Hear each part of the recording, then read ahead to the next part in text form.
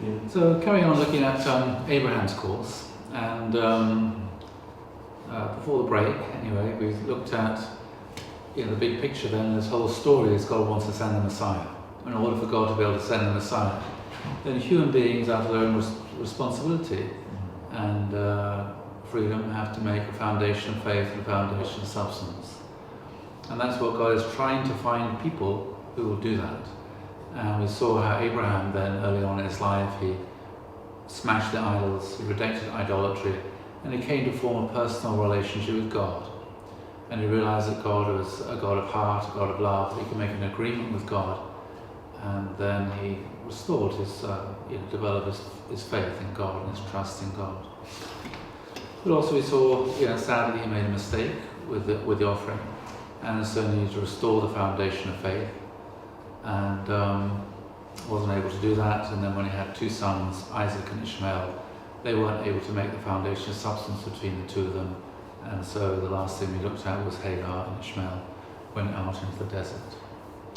So God then gave Abraham a second chance, and so some years afterwards, God called Abraham and said to Abraham, "I am God Almighty, walk before me and be blameless, and I'll make my covenant with you."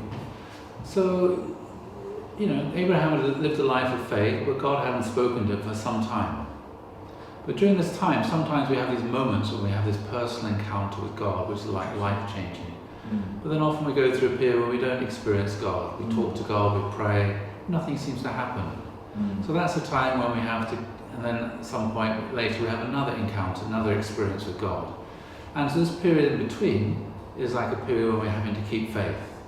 You're having to trust and believe in what we know is true, which was that real encounter with God and a real revelation encounter. We knew God was a reality. But you don't feel God's presence, but you still know that God is real, God is still there. Just like, they say, just because you can't see the sun doesn't mean it's not there. It just means there are clouds. So just because the sun's not shining doesn't mean the sun isn't there, it just means the clouds are in the way. We keep faith, and even in England one day the sun will appear again. And so that's what effect. So Abraham, and he kept faith, he kept trusting God, praying to God regularly, and then he had this another encounter with God. And God said, "I am God Almighty, walk before me and be blameless, and I'll make my covenant with you." So later on, when God introduces himself to Moses, how does God introduce himself? I am who I am. I am that I am. Yeah, but before that, that's when Moses says to Abraham, that's when Moses says to God, "What is your name?" Right at the very beginning, when God is speaking to him out of the burning bush, how does God introduce himself? You say, "I'm the God of Abraham." That's right, I'm the God of Abraham and Sarah. Well, I'm the God of Abraham, Isaac and Sarah. In other words, I'm the God that knew Abraham, Isaac and Sarah personally, and Jacob and Joseph. Whereas here, I'm God Almighty. So this is like the first introduction in that sense, first encounter. Okay, walk before me, be blameless. Is there anything surprising here? What God says to Abraham? Walk before me. As opposed to? Walk behind me, follow me. As opposed to follow me. So God never says to Abraham, follow me. He never says to Abraham, obey me. He says, walk before me and be blameless. So what does it mean to be blameless?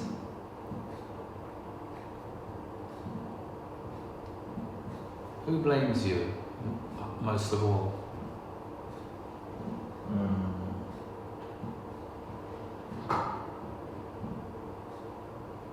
I think Satan blames you, doesn't he? Satan, or if you make a mistake, who accuses you more than anybody else?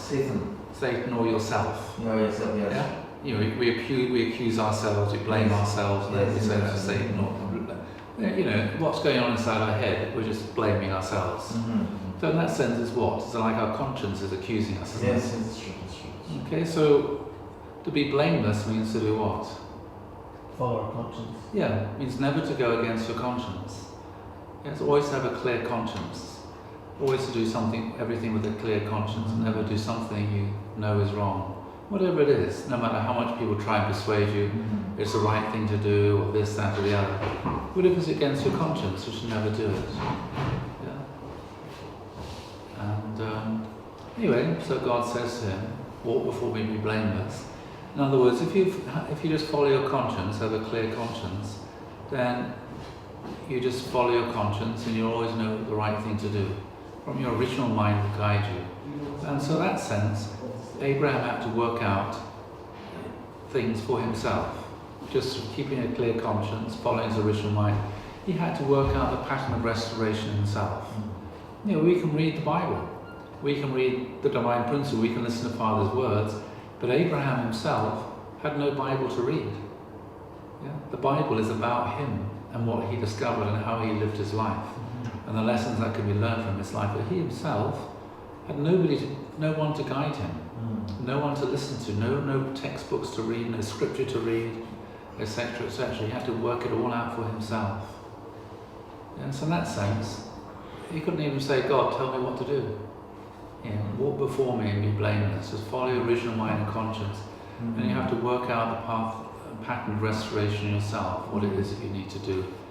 And in other words, everything you need to do is already within you. If you know yourself, you'll know how you should live and what you should do. You don't even need to read. It's all there written. But the problem is, so much of the time our conscience is cloudy. And so we need to read the Bible, we need to read the principle, so we can clarify and have a clearer conscience and a straighter conscience. But Abraham didn't have any of that. So you think about it, you know, there he was, you know, pioneering in a real sense, in a way that nobody ever walked the steps that he walked before. Nobody ever pioneered what he pioneered. And so think about what the teachings of Abraham were. I think that was what you find in Genesis. Genesis 1, Genesis 2, the story of the creation of the universe. I think these are things that Abraham worked out himself. These are that he worked out in his relationship with God, thinking about it. He worked out that, and God revealed many things to him. And the story of the fall, I think that's also something he wrestled and he found that out himself through his relationship with God, through understanding himself and what was going on in the world. He worked out for himself, and that became his teaching about God. God is good, God created everything in 6 days, God said to rest on the seventh day. The story of Adam and Eve, why is there evil in the world? All these things, I think, is the teaching of Abraham. And I think also, you know, the story of the flood as well is what he passed on. And of course, where do we learn about Abraham's life from? We learn about it from the book of Genesis. But he didn't write it. It's written later. You know, it's generally ascribed to Moses. So how do we know these things took place? So Abraham himself must have told his children and his grandchildren all about the things that he had done, all about the discoveries he made, all the stories of things that he passed on. And if he made a mistake, he didn't hide it. You know, he told Isaac and Jacob and whoever, he told them, God asked me to do this, and I didn't cut the doves. And as a result of this, that's going to happen. He never hid anything. It's totally transparent, totally honest. And so all the mistakes that we know that Abraham made, we know all these things because he told his children and his grandchildren. And these stories are passed on from generation to generation to generation and written down by Moses. And all the things that all the mistakes that Moses made, which there are very few, how do we know about that? Because Moses himself, he told people about what he'd done, and he wrote down these things himself. He wrote down about the conversations, the arguments that he had with God. He wrote down these things about, and he made sure the mistakes he made when he struck the rock twice, he made sure these things were recorded. And not because he was proud of them, but because he wanted people to understand what had happened, that people could learn from the mistakes that he made, they could understand. Because of this happened. Yeah? So it's the most, whenever you read a story, a hagiography about a saint, have you ever read a Catholic hagiography of a saint, a story of a saint, how they never make any mistakes? It's like another being. You can't relate to that kind of person because they're so perfect, they never do anything wrong. Yeah? And because when they write those kind of stories, they always airbrush out all the mistakes. Yeah. And Christians also try to do the same thing with Jesus. Try to give the impression he was perfect, he never made any mistakes. And when in history people are often like that. Nations are often like that. They like to hide their mistakes and the terrible things they did and atrocities they committed against other nations. They try to hide these things away, pretend that they're a sinless nation. They never did anything wrong. And in our own spiritual community is a temptation to do that as well. But actually, you don't learn from a person whose life is without mistakes.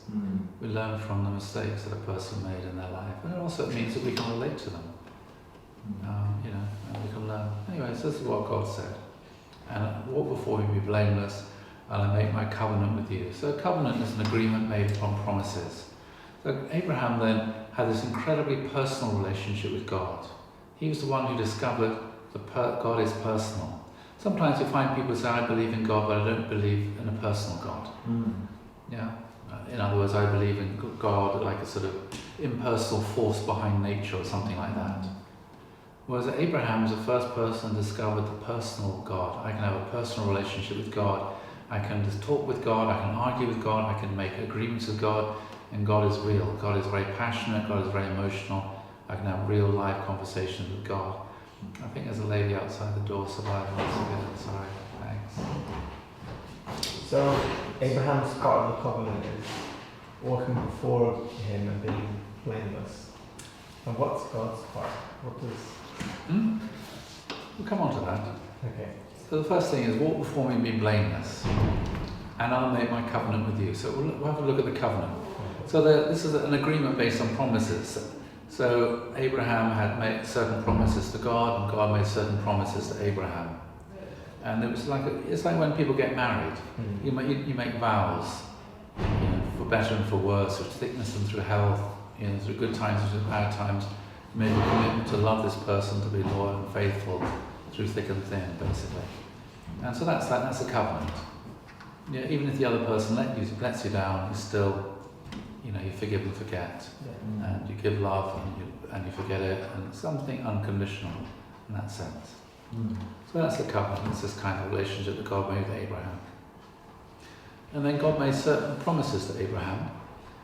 And, these are the promises he made to Abraham, 4,000 years ago.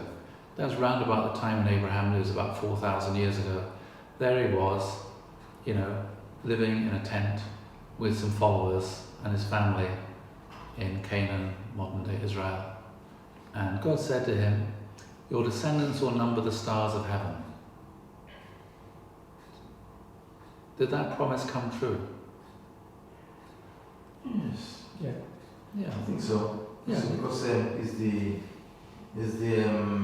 the forefather of actually three main religions, the three Abrahamic religions actually, Judaism, Christians and the Muslims. So All Jews, Christians, and Muslims are either the literal or the spiritual descendants of Abraham, which means more than half the world's population are the descendants of Abraham. There's billions of people. Yes. Yeah. Astonishing. That 4,000 years later, it's not like Nostradamus, where have you read Nostradamus? Looks at it. Anyway, you read Nostradamus, all kinds of prophecies about the future. It's written sometime in the Middle Ages, I forget when. But actually, if you look at them, all can be interpreted in so many different ways. And so people go, that event, that thing there represents what's going on here in the world and that there. But if you look at these promises to Abraham, they're incredibly specific, and you can't interpret them away. Okay? Either it happened or it didn't. Did his descendants number the stars of heaven? Yeah. Billions of people in the world today. In fact, with him, I always see that because I think it's taught why, what you might call it, so you might say it was like what they call Agar the baby in Babylon. But then I think Keturah apparently had 6 sons who they moved east in the Bible. Well, that's right as well. Keturah having 6 sons, so Abraham had 6 more sons, Yeah. At least I'm saying that passed away. Yes, and some people like to say that these 6 sons, they are the founders of Indian religions and Chinese religion. But unlike the Bible, we have a direct link through to Judaism, Christianity, and Islam. In the sons that moved east, there's no the stories. They moved east, and these other religions developed, but there's no direct story that we have linking them. So maybe. Here, another one. You'll be the father of many nations. Did that come true? So, Yeah. So all the nations of Europe, Africa, North America, South America, and the Middle East, Indonesia, Pakistan, Afghanistan, Russia, basically everywhere except the Orient. All these are the nations. He's the father of all these nations.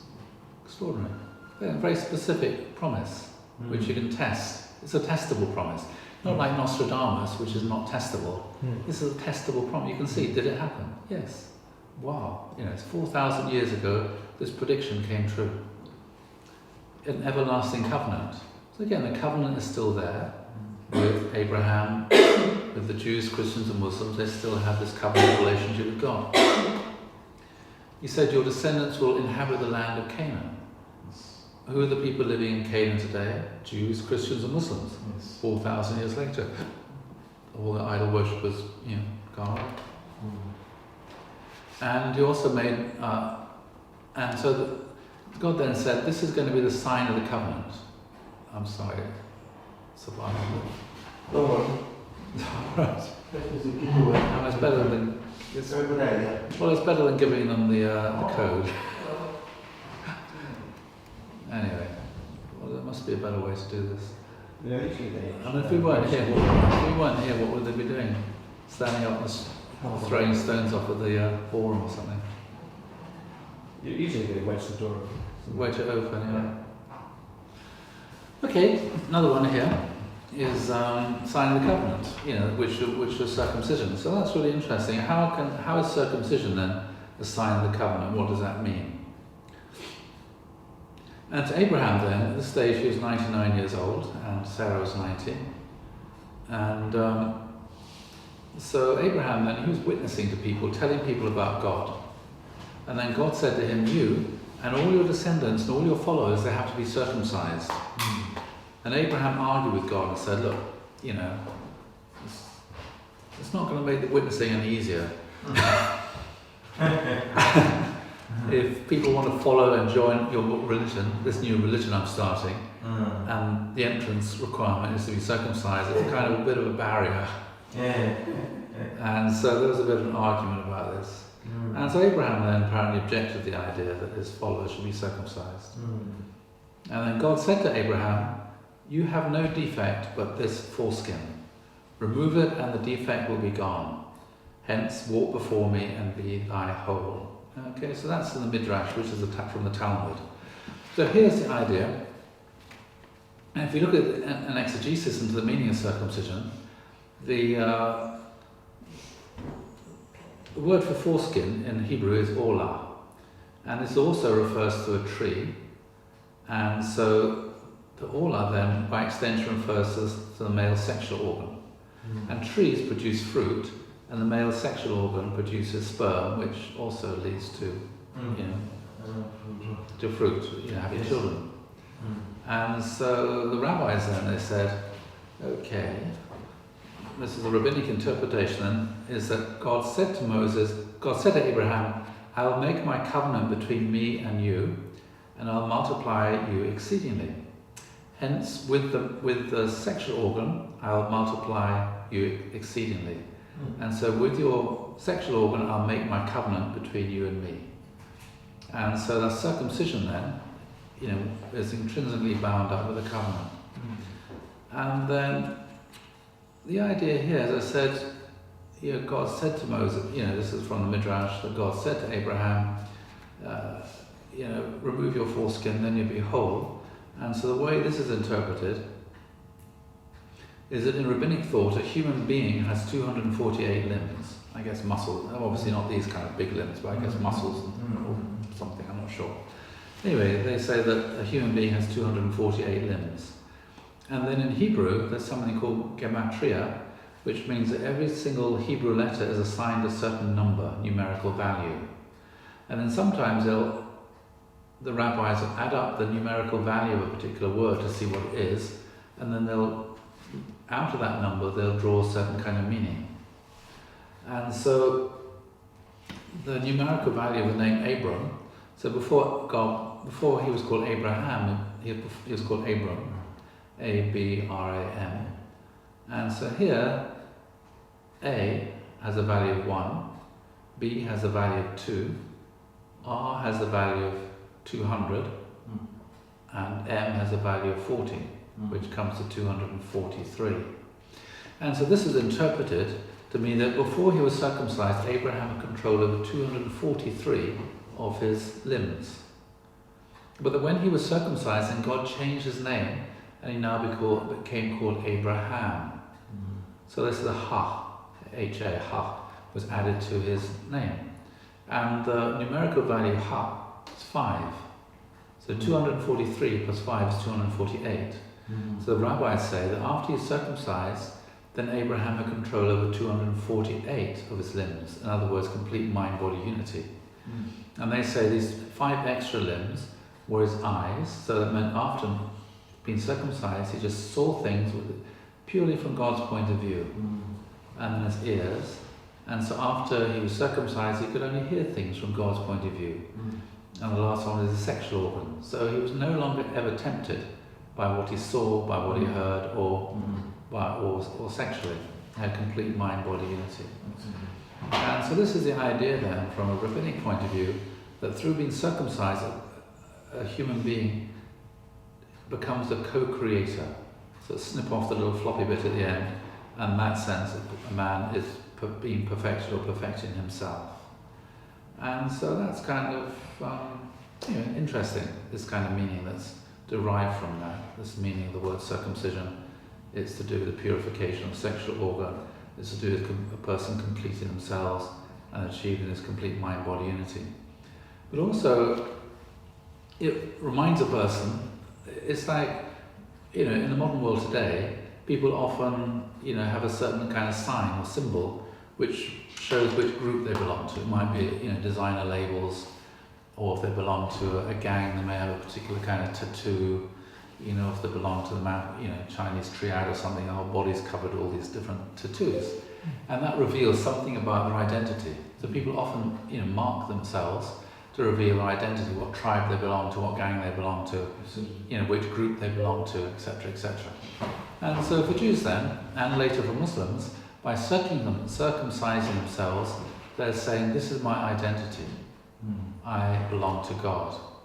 I belong to God. And it's a step that they take at the risk of their life.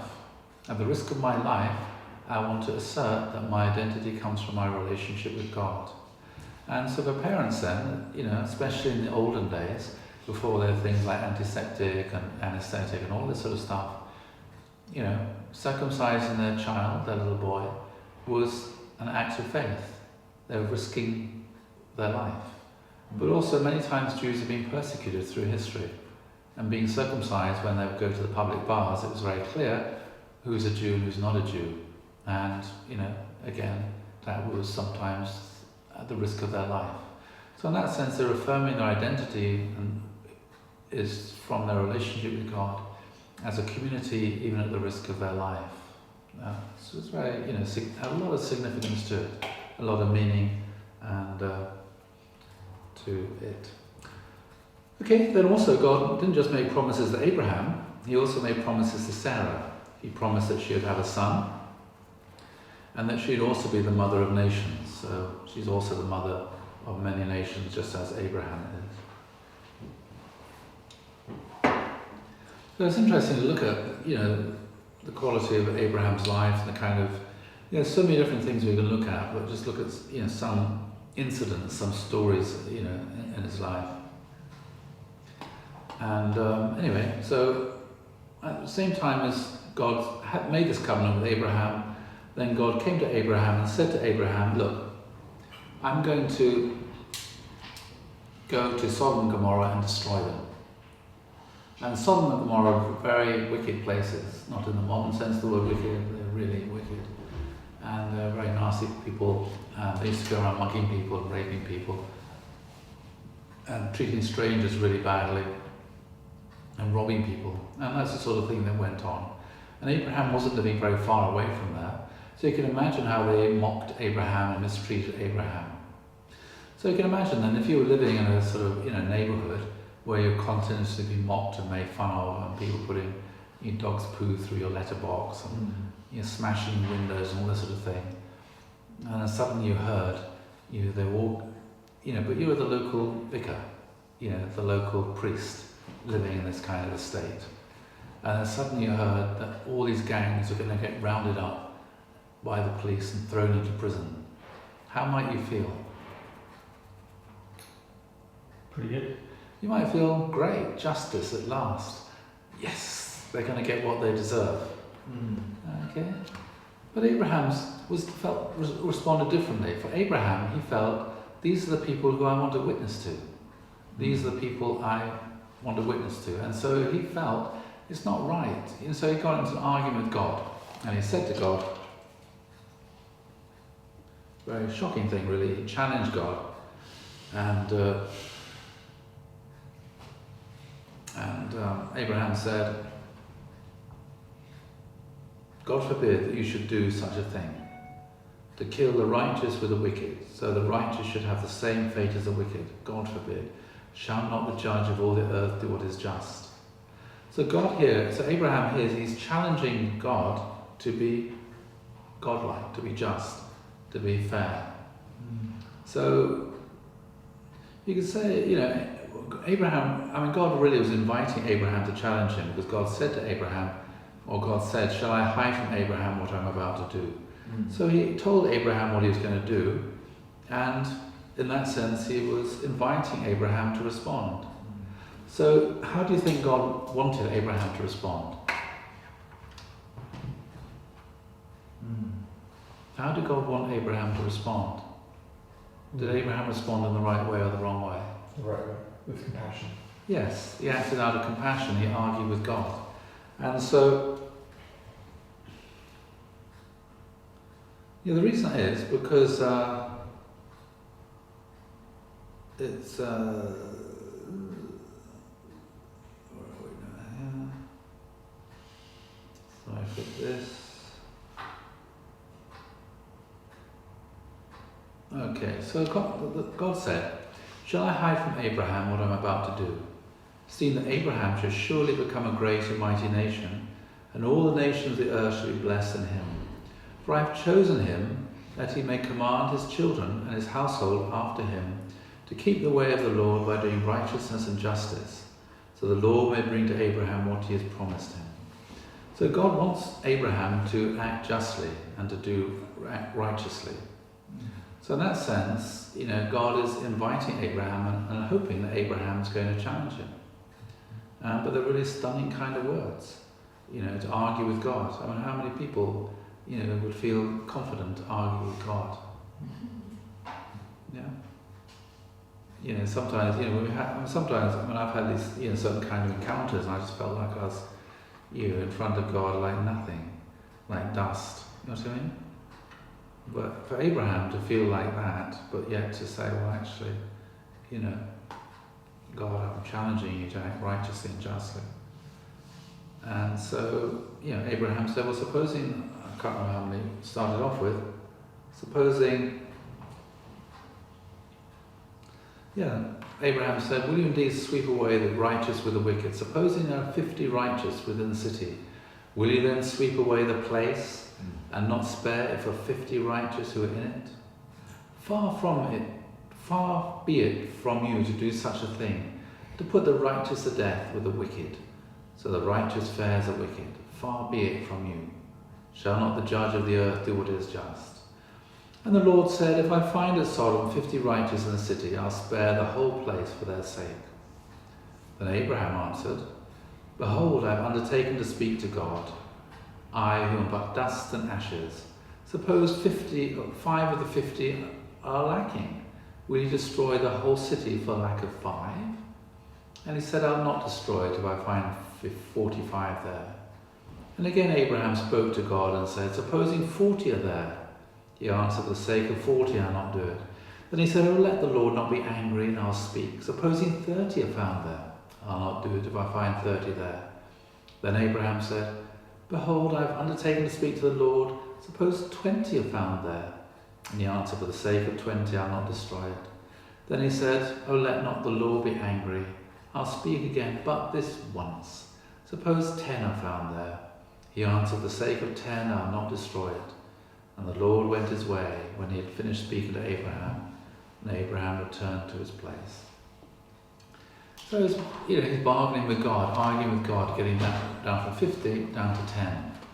Extraordinary kind of conversation dialogue. Can you imagine doing that with a king? Could you imagine doing that with Father? Could you imagine doing that with Hyojinin or Kukjinin? Or Hyandinin? Can you imagine?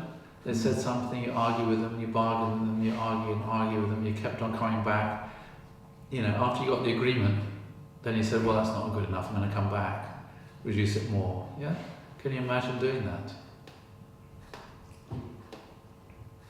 Should we do that? So what kind of confidence do you have to have? And what kind of courage and humility do you have to be able to do that? Yeah? Extraordinary, isn't it? There's no passage like this in any other religion. No other religion do you find that. Okay, this is something unique to Abraham and Moses and other prophets actually who argue with God and wrestle with God. Yeah? And that should be our faith and our tradition as well. And sometimes, honestly, I think in our movement that was missing. I think Father should have done more of this. So I think when God told him to go to Hongnam, I think he should have said to God, okay, I'll go, but first I've got to go home and tell my wife I'm going. I think Father, the understanding of the story is that when God told him to go he went out to buy some rice. While he's out buying rice, and God told him to go to Hongnam, and he went to go to North Korea, and he just went straight to North Korea. As I look back on his story, I think, would Abraham have done that? Or he said, okay, I'll go, but first I've got to go and sort out this. I have obligations that I need to fulfill before I do it. Yeah? Sometimes I think, that's what he should have done. And then I think things would have worked out a lot better. I think this idea you just have to follow God immediately what he tells us to do. That's not the biblical tradition. It's a personal relationship. You can argue with God, discuss with God, come to some kind of workable arrangement with God. That was what Muhammad did as well. When Muhammad went up to the throne of God and said, okay, I'm your prophet. You want me to be a prophet. Okay, what do you want my followers? What do you want them to do? And God said to Muhammad, they have to pray 50 times a day. And Muhammad said, that's fine. And on the way back down, he bumped into Moses, and Moses said, how did your conversation with God go? And Muhammad said, oh, really good. He said that we have to pray 50 times a day. And Moses said, forget it. Nobody's going to pray 50 times a day. You've got to go back and get a better deal. Got to go back. And so Muhammad went back and he asked God for a better deal. And he discussed it with God, and he got it down to 5 times a day. And so now Muslims pray 5 times a day, which is manageable. Praying 50 times a day is unmanageable, it's impossible, it's unrealistic. And sometimes God is like that. God is unrealistic. And you've got to come down to some kind of realistic, something's going to work. And all the prophets in the Old Testament, they did that. They had to find, we're human beings. God is God and we're human beings. We have to, find something that's workable and practical. And that's what Abraham did. He wrestled with God, for this. But also Abraham was incredibly practical. In his mind, Abraham was thinking about Lot's family. And he knew Lot and his wife, they were good people. He knew Lot had 4 daughters. That's 6 people. He knew that 2 of Lot's daughters are married. That's 8 people. And 2 of Lot's daughters had fiancés. That was 10 people. And so he thought, well, those are 10 good people. Yeah? I'm sure because of Lot's family, then Sodom will be saved. So I think that's what he was thinking, had some kind of plan in mind. Okay, so here we are. Are you really going to destroy the innocent with the guilty? If there are 50 innocent people in the city, will you destroy the whole city? So he's arguing with God. Anyway, so he goes. So the two angels then they go down into something I didn't tell you about this little story actually, which is quite interesting.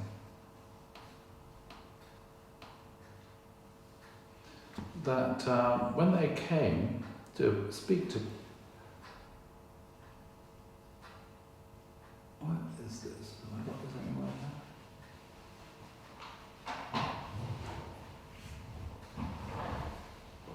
No, I haven't got it in here, unfortunately. But anyway, I don't know if you remember the story, but God comes to speak to Abraham, and then is there a Bible here?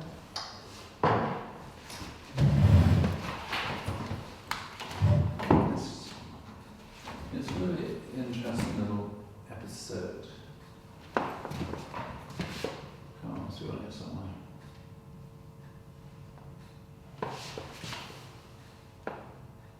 Can't believe it. Oh, here we go. New Testament. Oh, I can't believe it. Don't tell me there's no Bible. I think there was. There Perhaps it's been moved.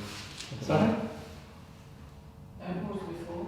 Well, there used to be, but there's not one now. Well, there ought to be a few, but there aren't any. Really annoying.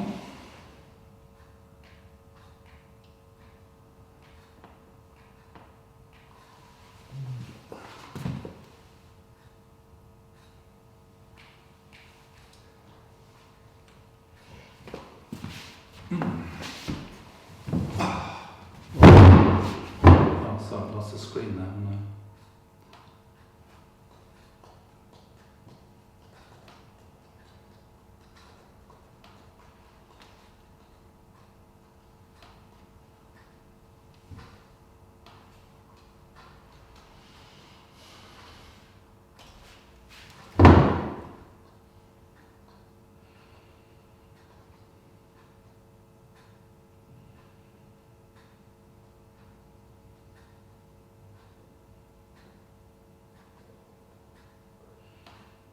Okay, let's leave that story.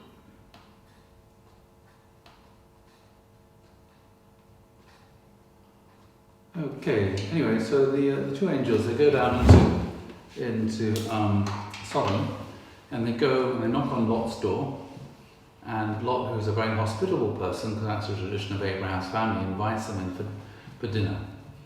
And so Lot's wife then, she doesn't have enough food to go around, so she goes around to a next door neighbour and said, "I've got guests around tonight, can I borrow some flour or something?"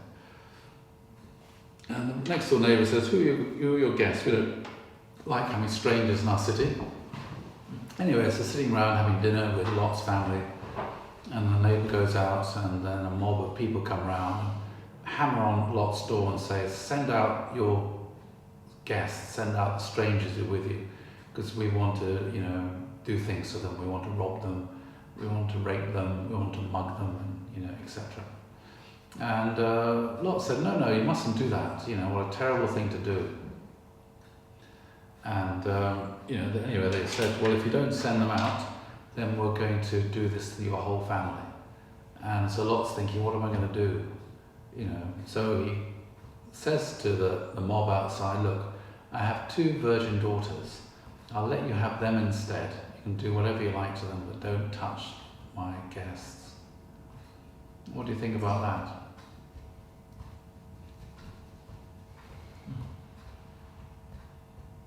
Oh, don't take your guess. So Lot then, he's got a choice. He either hands over the guests who are with him, and they're going to get raped, and mugged and robbed and murdered, or he refuses to, in which case his whole family, including the guests, are going to be robbed, raped and murdered.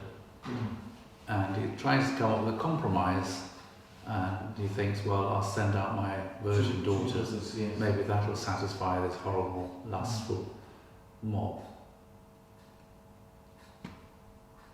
What are his, those are some of his alternatives. What do you think about the decision that he made to offer his virgin daughters to the mob? I mean, it's a horrendous situation to be in, isn't it? Yes, yes, yes. And what do you do? Should he have handed over the guests? No. So is Lot behaving morally and ethically, or is he behaving unethically by offering his virgin daughters? He's sacrificing his own family for his guests. So. Yeah. So he's sacrificing his own daughters to protect the lives of his guests. Yeah. Sacrificing himself, really. Yeah. Putting himself through the I mean, what an unspeakable thing to have to do. Yeah. To imagine that's going to happen to your daughters, virgin or not. You know, what a horrible decision to have to make. So he's obviously following some rule here, some basic principle, and it's the principle of hospitality. You know, that when you have guests, you give them the best food. If there's not enough food to go around, then you don't eat.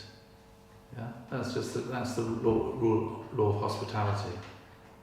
And so what he's doing here is he's just following that law of hospitality in the most terrible situation imaginable. And that's what he decides to do. It's a horrible situation to be in, and hopefully nobody will ever be in that situation. But if one does find oneself in that kind of situation, one has to decide, what am I going to do? Yeah. And sometimes people find themselves in these kind of situations in real life. Yeah, there were people hiding Jews, you know, during the Second World War. You know, what are they going to do? Are they going to hand them over, or are they going to hide them at the risk of their life and the risk of the life of their family? They're going to protect these people, or when the SS come round, the Gestapo come round knocking on the doors, are they going to hand them over? Yeah. Different people make different decisions. It's a horrible situation to be in, you know, to have to make those kind of choices of life and death. But people find themselves in those situations and they have to make these kind of decisions. And that's why one of the greatest scandals in Scottish history is what the Campbells did to the MacDonalds. Do you know that story? Yeah. Campbells and McDonald's. Well, McDonald's came to the Campbells. You know, it was winter, it was snowing, and they were travelling, and they had to find refuge. They were passing through the land of the Clan Campbell, and they knocked on the doors and they went in to the Campbells, and the Campbells were allied, you know, to the English, and so the Campbells in the night, they killed their guests, the MacDonalds, and that was an incredible stain on the Campbells up until today in Scotland, because of they violated the law of hospitality. If you take somebody in and you feed them, you're duty bound to take care of them. They're your guest, even if they're your enemy. They're your guest. You know what I mean? So that's the way it is. This law of hospitality. Anyway, so that was the pattern that Lot was following. And so Father said there's only one way to recover the lineage and ownership. This is the path to win the natural subjugation of Satan, to have Satan surrender voluntarily.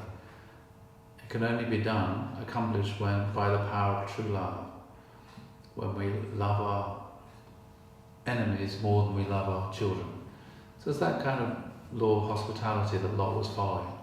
And because he's willing to do that, then actually the angels went outside the door and they waved their magic wands and they struck them all blind and they were wandering around, you know. And then at that point the angel said to Lot and his family, you have to leave. But anyway, before that, what had happened is that the angels over dinner had said to Lot and his family, there's going to be a catastrophe. The city is going to be destroyed. And Lot and his wife believed, and the 4 daughters believed, but the 2 husbands and the 2 fiancés, they didn't believe. They made fun of the angels and said, oh, what rubbish. nothing's going to happen to the city. It's based, it's built on rock. We're okay. What do you mean God's going to destroy us? What do you mean we're being, wicked and all that sort of stuff? Anyway, so they refused. They mocked the angels, and so in that sense, there weren't 10 good, righteous people in Sodom. There was just Lot and his immediate family. Anyway, so Lot and his wife, they left with 2 daughters. The 2 daughters who are unmarried left. And the 2 married daughters stayed behind because they're trying to persuade their husbands to go along afterwards. And then it says that the angel said to Lot and his wife and daughters, don't look back. But anyway, as they were escaping, then the fire came down and the city's been destroyed. And then Lot's wife looked round, and in the Bible it says she was turned into a pillar of salt. Okay? So obviously, so how does one interpret that? There's actually a pillar, which, people say, well, that's Lot's wife, turned into this pillar of salt. It's a rock formation. Okay, but, I think there's a different kind of meaning. When something is salty, is it nice to eat? Can you eat? You can lick a lollipop, but can you lick a piece of salt and suck a piece of salt? No. Why not? Its taste is too strong. It's too bitter, isn't it? Yeah. And what is salt used for? To preserve things. Preserve things, yeah. So in that sense you become preserved. And so why do you think Lot's wife looked back?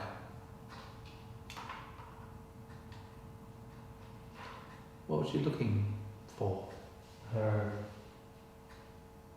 daughters. Yeah, she's looking for, to see if her other 2 daughters were following, which is a natural enough feeling. Yeah. But also it meant that she's looking back into the past.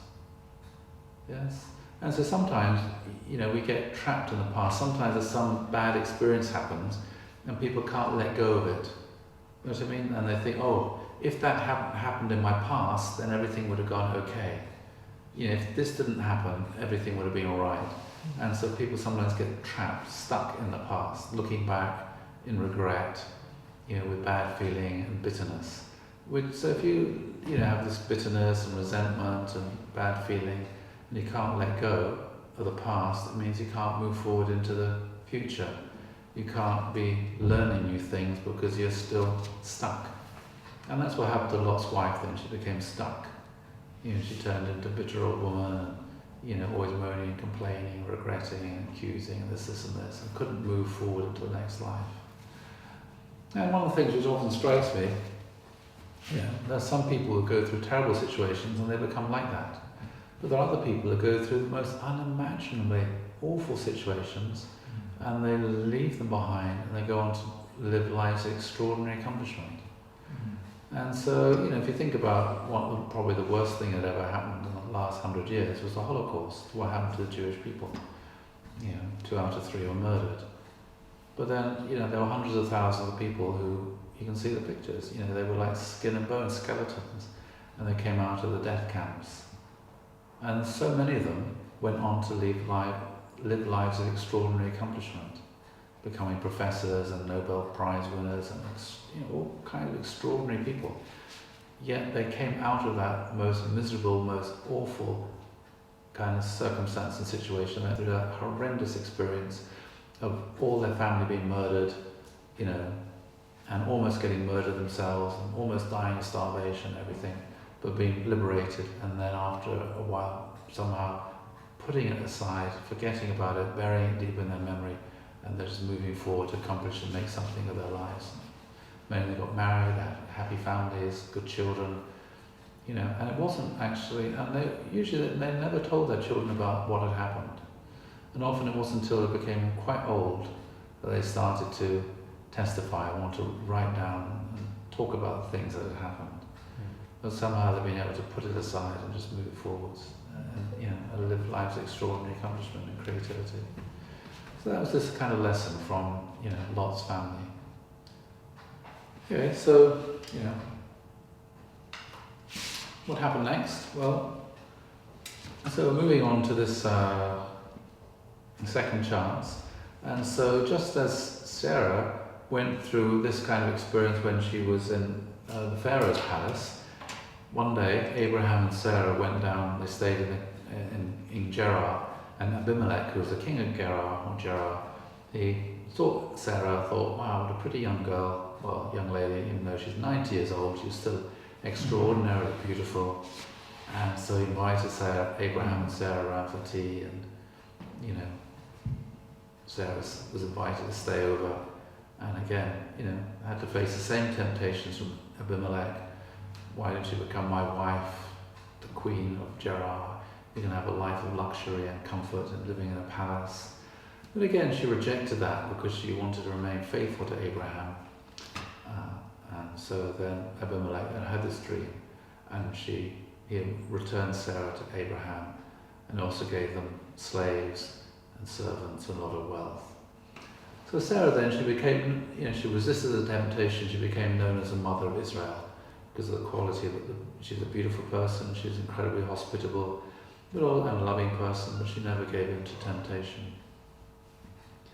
And so she was, you know, over her tent there's supposed to be an eternal light and a sheltering cloud, and her tent door was always open, because whenever strangers came by, she always gave tea and biscuits and fed people. You know, any stranger who passed by Sarah's tent knew there was always a free meal and a hospitality there.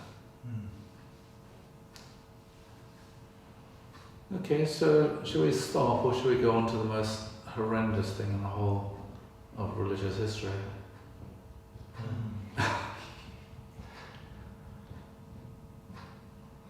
What do you want to do? Is it going to be a long lecture? Well, it's an important thing. It's about the binding of Isaac and what was going on there, what the meaning of this story is. And or should we go on to that next week? I think so. Maybe next week. It's a very deep story. Yes. It's the most, really trying to imagine, you know, what's going on here from Abraham's point of view, Isaac's point of view. Trying to imagine, you know, this actually is the story is a founding event of Judaism, Christianity and Islam. This event is shocking. You know, this is religion is something incredibly powerful. It's not all about nicety stuff. It's, you know, it's some incredibly difficult stories to digest and deal with and try to make sense of. Okay, well, let's leave this till next week then. So, Okay, thank you so much. thank you very much.